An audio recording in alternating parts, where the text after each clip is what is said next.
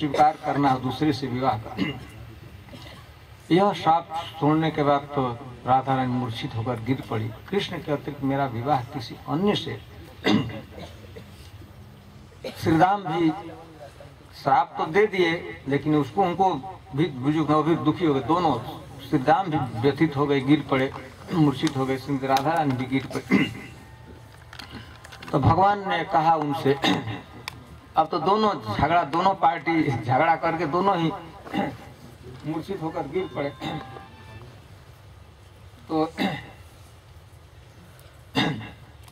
अब क्या हो, सारा जो शोक सभा में बदल गया। सभी लोग, सभी सखियां रोने लगी। राधा रानी तो रो रही थी, श्रीदाम रो रहे थे। तो कृष्ण श्रीदाम को भी सांत्वना दिए कि श्रीराम चिंता मत करो, तुम असुर बनोगे लेकिन अपने एक अंश से हमारा तुम मेरे साथ ही रहोगे। तुम्हारा आंशिक रूप होगा, एक अंश तो असुर बनोगे लेकिन एक अंश से मेरे साथ ही रहोगे हमेशा। इसी तो उसका तो समाधान हो गया। श्रीमती राधा रानी को उन्होंने बताया कि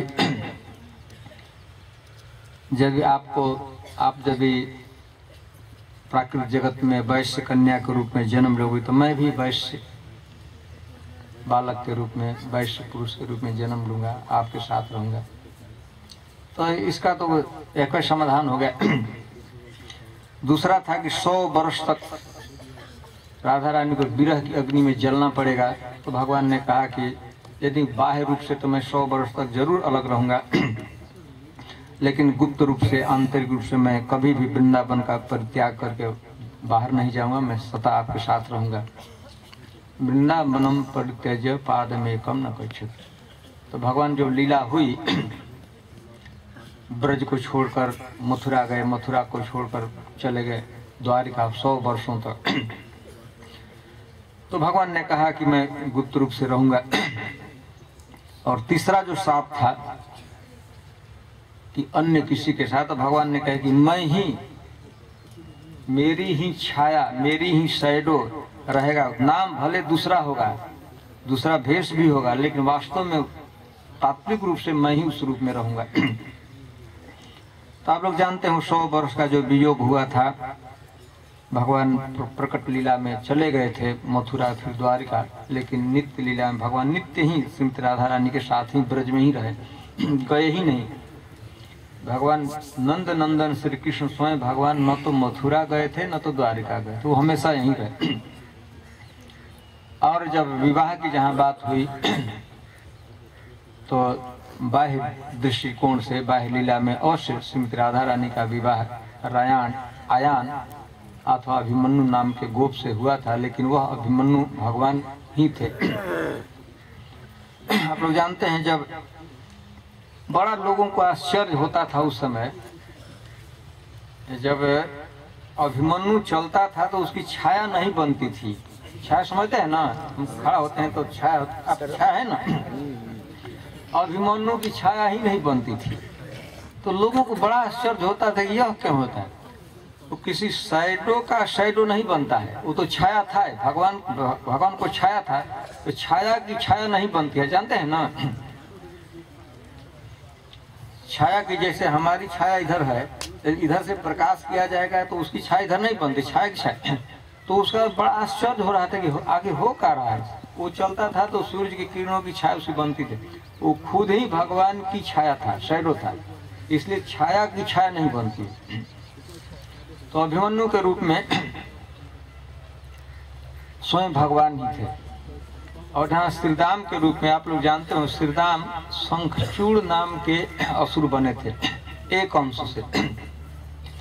जिस दिन भगवान ने शंखचूड़ का वध किया, तो शंखचूड़ जब मारा गया तो शंखचूड़ के शरीर से एक दिव्य ज्योति निकली, आकाश में गई और सब लोगों की दृष्टि उस पर पड़ी। आकाश में शंखचूड़ के शरीर से छाया, प्रकाश पुंज आकाश में गया। आकाश में तो घूमते घूमते फिर वहां से घूम कर आकर श्रीराम के शरीर में प्रवेश कर। प्राय ऐसा होता है कि शिशुपाल कहाँ प्रवेश कर गया था?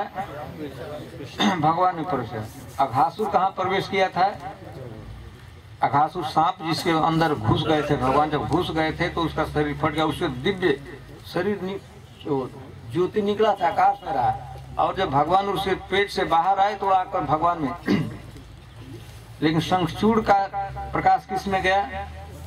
क्योंकि वो श्रीराम ही था, श्रीराम का अंश था, तो उसकी मृत्यु भगवान ने मारा तो आकाश में प्रकाश प्राण गया, प्रकाश पुंज गया और वहां से घूम घाम कर श्रीराम के में प्रवेश तो श्रीराम थे। तो श्रीमती राधा रानी का प्रकट रूप से जो विवाह हुआ था अभिमन्यु के साथ हुआ था। किस लिए? क्योंकि श्रीराम ने श्रीमती राधा रानी के भाई ने श्राप दिया था, परंतु तात्विक दृष्टिकोण से अभिमन्यु कोई अन्य व्यक्ति नहीं था। वह व्यक्ति कौन था? कृष्ण ही थे। तो श्रीमती राधा रानी का विवाह कृष्ण के अतिरिक्त किसी से हो नहीं सकता है। स्वप्न में भी श्रीमती राधा रानी का संपर्क कृष्ण के अतिरिक्त किसी से नहीं हो सकता। एक छोटी सी लीला का हम वर्णन करते हैं, अष्टयाम लीला में से एक लीला। अगर हम लोग का समय है मैं 5-7 मिनट में खत्म कर दूंगा। ऐसे बहुत लीला है, उसमें से एक आप लोग जानते हैं, लोकनाथ महाराज जी चर्चा कर रहे थे भगवान की अष्टयाम लीला। तो एक निशांत लीला होती है। निशांत लीला प्रारंभ होता है लगभग 4:30 बजे के बाद, 3:30 बजे के बाद। सूर्योदय से निर्भर करता है कब सूर्योदय, उसी का आधार पर 3 घंटे पहले रासलीला समाप्त हो गई थी। रात्रि की लीला निशांत, रात्रि के अंत की लीला। तो रात्रि के अंत की लीला होती है तो भगवान राधा कृष्ण कुछ समय की रासलीला रात भर होती रहती है, थोड़ी देर के लिए विश्राम करते हैं एक कुंज में। तो श्रीमती राधा रानी और कृष्ण विश्राम कर रहे थे और धीरे धीरे प्रभात हो रहा था। तो वृंदा देवी ने, योग माया ने नियुक्त किया विभिन्न प्रकार के पक्षियों को। श्रीमती राधा रानी और कृष्ण को जगाना है। विविध पक्षी कलरव करने लगे कि श्रीमती राधा रानी जग जाएं जल्दी से, क्योंकि सूर्योदय होने से पहले उनको जाना है। जैसे जब भगवान शयन करते हैं रात्रि के समय नंद भवन में, और श्रीमती राधा रानी शयन करती हैं जटिला के कक्ष में। यहाँ पर रात्रि के समय जब सब लोग सो जाते हैं तो रात्रि के समय लगभग 10:30 बजता है तो कृष्ण जैसे तैसे घर से निकल जाते हैं। माता यशोदा को नहीं पता लगा, और श्रीमती राधा रानी भी यहाँ से निकल जाती हैं 10:30, और रात्रि में रासलीला होती है। शयन कराया था माँ यशोदा ने, और जटिला कुटिला ने राधा रानी को खूब बढ़िया शयन कराया था। शयन रात्रि 10:30 बजे। तो रात्रि भर क्रीड़ा करते रहे, राष्ट्र विहार होता रहा। सुबह में श्रीमती राधा रानी और श्री कृष्ण एक कुंज में आराम कर रहे थे, सो रहे थे। सखियां इर्द गिर्द में दूसरे कुंजों में विश्राम कर रही थी। उसी समय प्रभात होने लगा तो वृंदा देवी को अथवा जोग माया को चिंता हुई कि प्रकाश हो जाएगा, अंधकार रहते रहते घर में जाकर पुनः सो जाना है। विविध प्रकार के पक्षियों को जोग माया ने आमंत्रित किया, पक्षी गान करने लगे। अंत में बहुत से लोग जगाने का पक्षी, फिर कक्कठी नाम के एक बंदरी जोर से चित्कार की, मयूर बोलने लगे। तो श्रीमती राधा रानी की निंद्रा खुल गई, कृष्ण की भी निंद्रा खुल गई। अभी अंधेरा था, उनको लगा कि जल्दी जल्दी हमको कृष्ण को नंद गांव में, अपने नंद भवन में प्रवेश करना था, श्रीमती राधा रानी को जटिला के घर में प्रवेश करना था। तो जल्दी जल्दी में क्या हुआ कि कृष्ण का जो चादर था पीताम्बर, वो श्रीमती राधा रानी ले ली।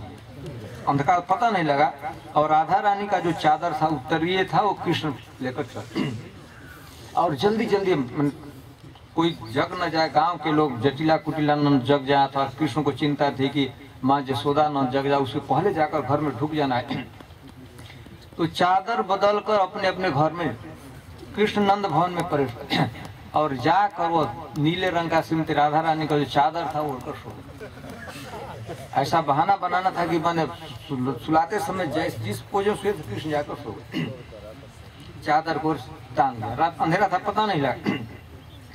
और श्रीमती राधा रानी भी जल्दी जल्दी आई तो धनिष्ठा ने उनका पैर धोया, घर में प्रवेश की तो धूली लगा हुआ था। उसको धनिष्ठा एक सखी थी, धो धाकर पैर धो धा को सुला। राधा रानी सो गए, कृष्ण नंद भवन में सो गए। श्रीमती राधा रानी भूल क्या हुई थी कि श्रीमती राधा रानी के चादर कौन ओढ़ी थी, पीताम्बर। दूसरे दिन रात भर मुखराई नानी सोई नहीं थी। राधा रानी को देखे बिना चैन नींद ही नहीं आती थी। रात भर जब करती थी, देखो भोर होगा तो राधा रानी को अपनी नानी लगती थी। वो क्या लगेगी राधा रानी ना, देखना है। मुखराई से भोर में लाठी पकड़ कर जैसे बूढ़ी माता चलती है ना, वैसे वृद्ध थी। आ गई तो मुखराई आ गई, यहाँ तक कि योग माया जी भी, पौर्णमासी जी भी आ गई और जटिला भी। राधा रानी को जगाना है, आज सूर्य की पूजा करना है, सूर्य देव का सूर्य कुंड पर जाना है पूजा। राधा रानी देर से क्यों सो रही है? तीनों ने एक साथ प्रवेश किया, मुखराई, नानी, सास और पौर्णमासी, तीनों वृद्ध स्त्रियां जाकर प्रवेश कर गई। प्रवेश करते ही तो मने जटिला का तो हृदय ही फट गया। साफ देखी कि वही चादर है जो लेट इवनिंग में कृष्ण के कंधे पर देखी थी, उसी को ओढ़कर मुखराई ने देखा। 9-10 बजे जिस चादर को कृष्ण लिए थे रात्रि में, पहचान गई थी कि अब दूसरा हो नहीं सकता, वही चादर श्रीमती राधा रानी लेकर सोची।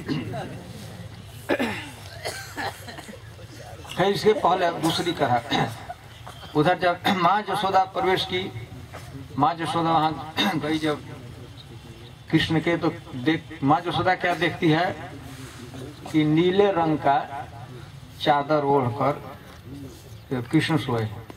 तो सुलाई थी तो पीताम्बर पीला रंग का चादर था। माँ यशोदा आई तो देखी कि यह परिवर्तन है, नीले रंग का चादर है। जगह आई, बहुत प्रेम से समझाने, कृष्ण तुमको ऐसा नहीं करना चाहिए, तुम नहीं जानते हो बलराम तुम्हारे बड़े भाई हैं। वो समझी कि बलराम जी का चादर नीले रंग का, उनको भी ठंडा लग रहा होगा, तो छोटे भाई हो, भाई को तंग नहीं करना चाहिए, पिता से आदर करना चाहिए। उनका चादर उन्होंने सोचा कि रात में जाकर उनके घर से उनके चादर लेकर बदल को उठा। बलराम जी को दुख होगा, उनको ठंडा नहीं लगता होगा, तुम्हारे बड़े भाई हैं, ऐसा तंग नहीं करना चाहिए। तो पहले तो कृष्ण देखे कि कुछ नहीं माता, अब से कभी नहीं जाऊंगा, कभी नहीं, हमसे बहुत भूल हुई, बलराम जी हमारे बड़े भाई हैं, पिता तुल्य उनका। मानता तो सोचा ठीक है, कोई बात नहीं, लेकिन कल से बेटा ऐसा नहीं कर। इधर का तो समाधान हो गया, लेकिन 3 स्त्रियां वहां प्रवेश की हुई। मुखराई ने साफ एकदम, मैंने उसको थोड़ा भी संदेह नहीं लगा, यही चादर है जो कि लेट इवनिंग 9 बजे 10 बजे कृष्ण के कंधे पर देखी थी, और वही चादर है। अब तो वह और सास, योग माया को तो कोई ज्यादा चिंता नहीं, लेकिन सास है तो गंभीरता को समझ ली कि कृष्ण के साथ बहुत भारी इंटीमेट रिलेशन होना चाहिए, तब न रात्रि में कैसे चादर आ गया घर में। 10 बजे तक तो नहीं था, 10:30 बजे ऐसे। अब खूब मैंने जो कुछ का क्या कही होंगी जटिला, आप समझ सकते हो, रेड हैंड पकड़ ली थी, अब क्या कहना चाहिए, जो कुछ कहे। तब तक दूसरी सखियां भी वहां थी, विशाखा को तो विशाखा ने देखा तो कहते तो सचमुच पकड़, तो विशाखा ने अपना साहस बटोरा, खूब जोर से कहा, तुम लोग बूढ़ी हो, अंधी हो, दिखाई नहीं पड़ा तुम नहीं देख। राधा रानी का जो शरीर है ना, वो तप्त कांचन के समान है, पीला, ऊपर से सूर्य की किरणें, ये तो साफ है। ये नीले रंग का चादर है, लेकिन राधा रानी की पीला रंग आभा है और ऊपर से किरण, इसलिए तुम लोगों को पीला दिख रहा है। अरे बड़े वो तो जोरों से डांट रही, तो वो तीनों स्त्रियां क्या कह, उनको शौक हो गया, बड़ा कॉन्फिडेंस के साथ डांट कर कह रही थी, किसी को दोषारोपण कर रही हो तुम, अपने आंख नहीं देखते, वृद्ध हो गई, दिखाई नहीं पड़ता है, मोतिया बिंद हुआ है।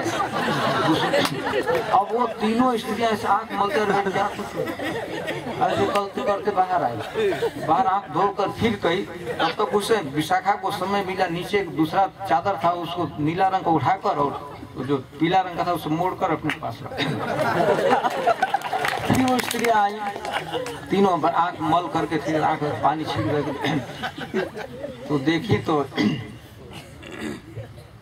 विशाखा तो वैसे ही बोलती जा रही है, दूसरे पर दोषारोपण लगा, राधा रानी के चरित्र पर तुम शंका करती हो, तुम लोग की आंखें। अब तो देखी तो सचमुच हो, तो वो तीनों स्त्रियां, बेटी क्षमा कर दो विशाखा, तुम जानती हो पुत्री की वृद्धावस्था आती है तो दृष्टि दोष होने लगता है, कम दिखाई पड़ने लगता है, आंखों का दोष है, हमने राधा रानी को हमको क्षमा कर दो। तो राधा ने कोई क्षमा करने की बात नहीं, आप लोग आदरणीय हैं, किसी को दोष लगाने के पहले तो आपको बढ़िया से देख लेना चाहिए ना। अब वैसे आप आंख का दोष है, आपको सीधे राधा रानी को गाली गलौज बक रही हो, ऐसा तो समाधान हो गया। इस तरह एक दिन की लीला, ऐसे ऐसे बहुत बहुत लीलाएं हैं। यहाँ पर अभिमन्यु को एक बार बहुत भारी मार पड़ी थी, मारा था, वो भी कथा कभी आफ्टरनून में कभी प्रसाद आ गया, नहीं आ गया, हम आगे देखे हैं आ गया।